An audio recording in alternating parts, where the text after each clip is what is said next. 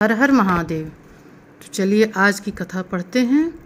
महाप्रलय काल में केवल सद ब्रह्म की सत्ता का प्रतिपादन, उस निर्गुण निराकार ब्रह्म से ईश्वर मूर्ति यानी कि सदाशिव का प्राकट्य, सदाशिव द्वारा स्वरूप भूता शक्ति अंबिका का प्रकटीकरण, उन दोनों के द्वारा उत्तम क्षेत्र काशी या आनंदवन का प्रादुर्भाव, शिव के वामांग से परम पुरुष विष्णु का आविर्भाव तथा उनके सकाश से प्राकृत तत्वों की क्रमशः उत्पत्ति का वर्णन है।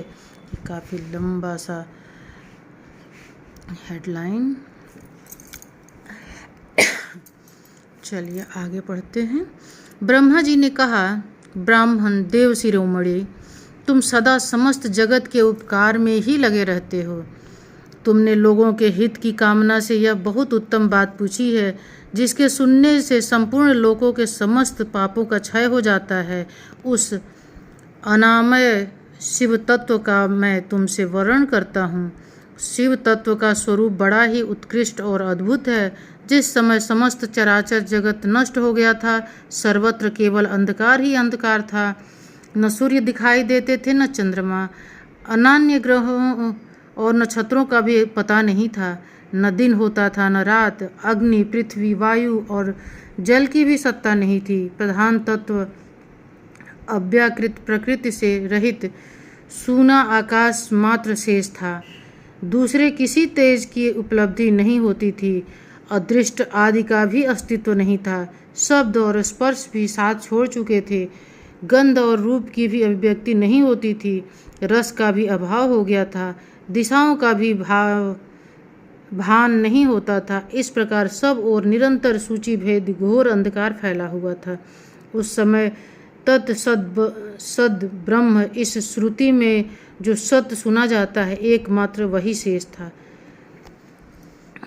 जब यह वह ऐसा जो इत्यादि रूप से निर्दिष्ट होने वाला भावात्मक जगत नहीं था, उस समय एकमात्र वह सत्य ही शेष था, जिसे योगी जन अपने हृदय आकाश के भीतर निरंतर देखते हैं। वह सत्तत्व मन का विषय नहीं है। वाणी की भी वहाँ तक कभी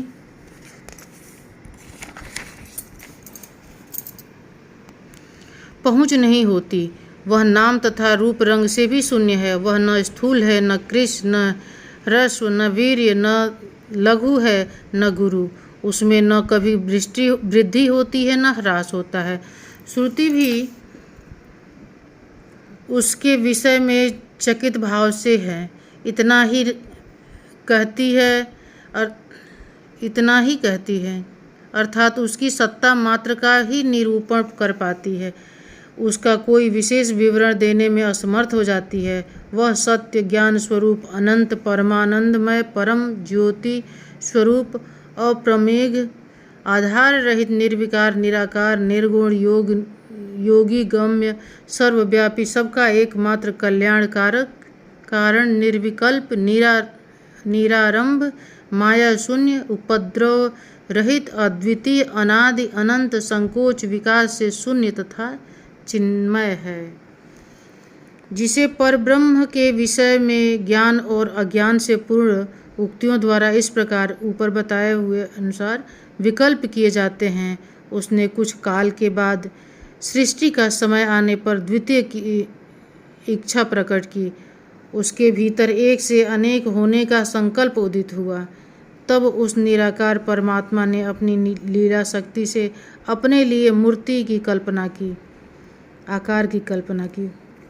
वह मूर्ति संपूर्ण ऐश्वर्य गुणों से संपन्न, सर्व ज्ञानमयी, शुभ स्वरूपा, सर्वव्यापिनी, सर्वरूपा, सर्वदर्शिनी, सर्वकारिणी, सबकी एकमात्र वंदनीय, सर्वाद्या, सब कुछ देने वाली और संपूर्ण संस्कृतियों का केंद्र थी। उस शुद्ध रूपिणी ईश्वर मूर्ति की कल्पना करके वह अद्वितीय, अनादि, अनंत, सर्व प्रकाशक, चिन्मय, सर्वव्यापी और अविनाशी पर ब्रह्म अंतर्हीन हो गया।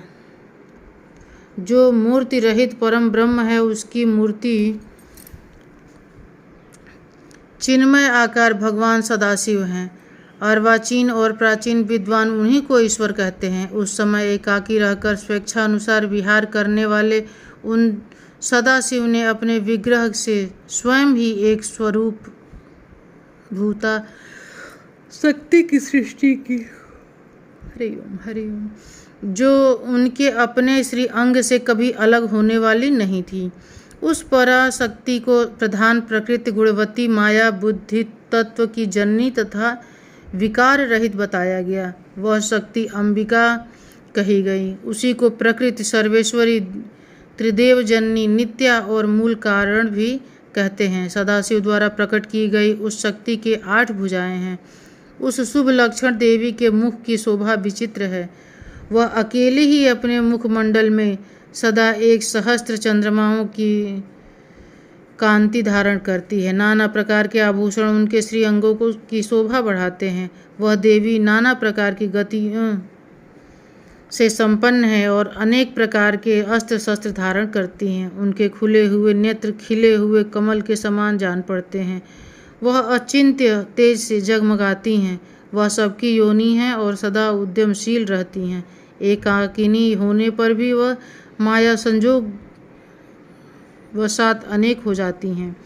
वे जो सदाशिव हैं उन्हें परम पुरुष ईश्वर शिव शंभु और महेश्वर कहते हैं। वे अपने मस्तक पर आकाश गंगा को धारण करते हैं। उनके भाल देश में चंद्रमा शोभा पाते हैं। उनके 5 मुख हैं और प्रत्येक मुख में 3-3 नेत्र हैं। उनका चित्त सदा प्रसन्न रहता है। वे 10 भुजाओं से युक्त और त्रिशूलधारी हैं। उनके श्री अंगों की प्रभा कर्पूर के समान श्वेत गौर है। वे अपने सारे अंगों में भस्म रमाए रहते हैं। उन काल रूपी ब्रह्म ने एक ही समय शक्ति के साथ शिवलोक नामक क्षेत्र का निर्माण किया था। उस उत्तम क्षेत्र को ही काशी कहते हैं। वह परम निर्वाण और मोक्ष का स्थान है जो सबके ऊपर विराजमान है। वे प्रिया प्रियतम रूप शक्ति और शिव जो परमानंद स्वरूप है उस मनोरम क्षेत्र में नित्य निवास करते हैं। काशीपुरी परमानंद रूपिणी है। मुने शिव और शिवा ने प्रलय काल में भी कभी उस क्षेत्र को अपने सानिध्य से मुक्त नहीं किया है। इसलिए विद्वान पुरुष जो उसे अविमुक्त क्षेत्र के नाम से जानते हैं। वह क्षेत्र आनंद का हेतु है। इसलिए पिनाकधारी शिव ने पहले उसका नाम आनंद वन रखा था। उसके बाद वह अविमुक्त के नाम से प्रसिद्ध हुआ। देवर से एक समय उस आनंद वन में रमण करते हुए शिवा और शिव के मन में यह इच्छा हुई कि किसी दूसरे पुरुष की भी सृष्टि करनी चाहिए, जिस पर यह सृष्टि संचालन का महान भार रखकर हम दोनों केवल काशी में रहकर इच्छानुसार विचरें और निर्वाण धारण करें। वही पुरुष हमारे अनुग्रह से सदा सबकी सृष्टि करे, पालन करे और वही अंत में सबका संहार भी करे। यह चित्त एक समुद्र के समान है। इसमें चिंता की उताल तरंगे उठ उठकर इसे चंचल बनाए रहती हैं। इसमें सत्व गुण रूपी रत्न, तमो गुण रूपी ग्राह और रजो गुण रूपी मूंगे भरे हुए हैं। इस विशाल चित्त समुद्र को संकुचित करके हम दोनों उस पुरुष के प्रसाद आनंद कानन काशी में सुखपूर्वक निवास करें। यह आनंद वन वह स्थान है जहाँ हमारी मनोवृत्ति सब ओर से सिमट कर इसी में लगी हुई है तथा जिसके बाहर का जगत चिंता से आतुर प्रतीत होता है। ऐसा निश्चय करके शक्ति सहित सर्वव्यापी परमेश्वर शिव ने अपने वाम अंग से 10वें अंग पर अमृत मल दिया। फिर तो वहाँ से एक पुरुष प्रकट हुआ जो तीनों लोकों में सबसे अधिक सुंदर था। वह शांत था, उसमें सत्वगुण की अधिकता थी तथा वह गंभीरता का अथाह सागर था। मुने क्षमा नामक गुण से युक्त उस पुरुष के लिए ढूंढने पर भी कोई उपमा नहीं मिलती।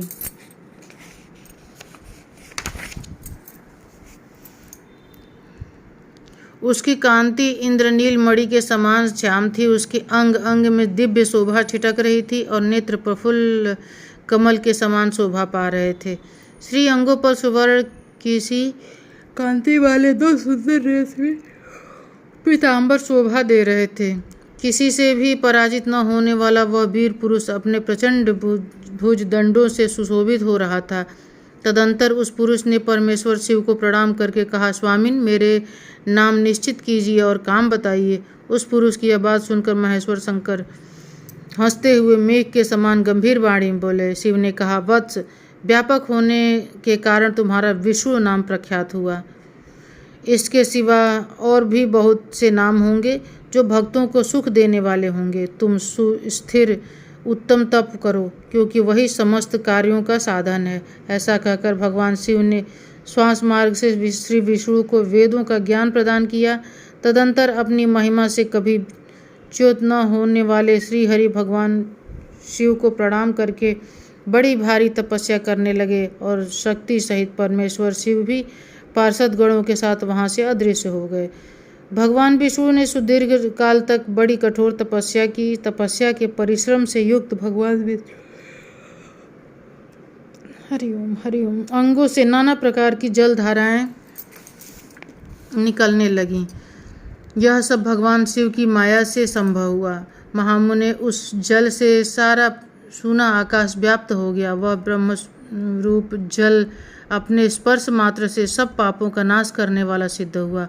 उस समय थके हुए परम पुरुष विष्णु ने स्वयं उस जल में शयन किया। वे दीर्घ काल तक बड़ी प्रसन्नता के साथ उसमें रहे। नार अर्थात जल में शयन करने के कारण ही उनका नारायण यह श्रुति सम्मत नाम प्रसिद्ध हुआ। उस समय उन परम पुरुष नारायण के सिवा दूसरी कोई प्राकृत वस्तु नहीं थी। उसके बाद ही उन महात्मा नारायण देव से यथा समय सभी तत्व प्रकट हुए। महापते विद्वान, मैं उन तत्वों की उत्पत्ति का प्रकार बता रहा हूँ, सुनो। प्रकृति से महत्व प्रकट हुआ और महत्व से तीनों गुण। इन गुणों के भेद से ही त्रिविध अहंकार की उत्पत्ति हुई। अहंकार से 5 तन्मात्राएं हुई और उन तन्मात्राओं से 5 भूत प्रकट हुए। उसी समय ज्ञानेंद्रियों और कामेंद्रियों का भी प्रादुर्भाव हुआ। मुनिश्रेष्ठ, इस प्रकार मैंने तुम्हें तत्वों की संख्या बताई। इसमें से पुरुष को छोड़कर शेष सारे तत्व प्रकृति से प्रकट हुए हैं, इसलिए सबके सब जड़ हैं। तत्वों की संख्या 24 है। उस समय एकाकार हुए 24 तत्वों को ग्रहण करके वे परम पुरुष नारायण भगवान शिव की इच्छा से ब्रह्म रूप जल में सो गए। तो ये थी विष्णु जी के प्राकट्य की कथा।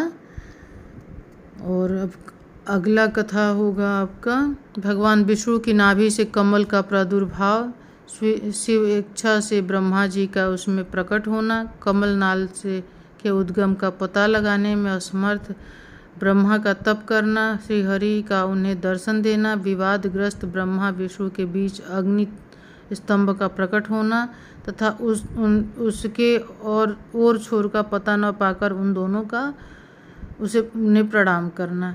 तो ये कथा हम आगे पढ़ेंगे। हर हर महादेव।